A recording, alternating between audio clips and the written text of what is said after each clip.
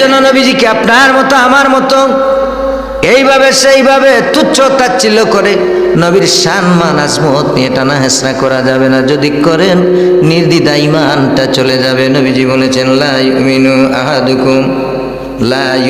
আহাদুকুম হাত্তা আকুনা আহাব্বা ইলাইহি মিন ওয়ালিদিহি ওয়া ওয়ালাদিহি ওয়ান নাসি আজমাইন।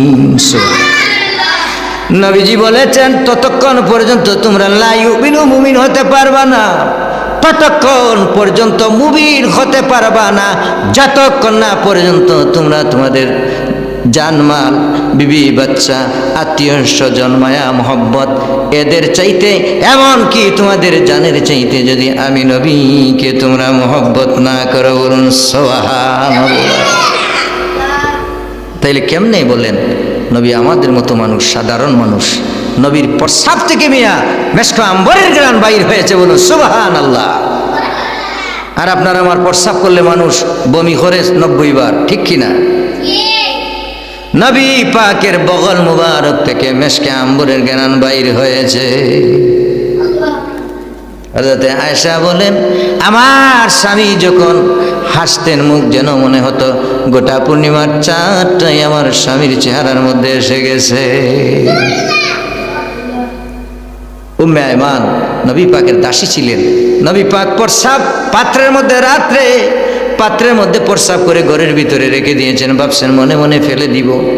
গভীর রাত, উম্মে আয়মান সকালবেলায় ঘর পরিষ্কার করতে যাইয়া তিনি দেখেন ওই পাতিলা থেকে মেশকে আম্বরের ঘ্রাণ বাইর হচ্ছে।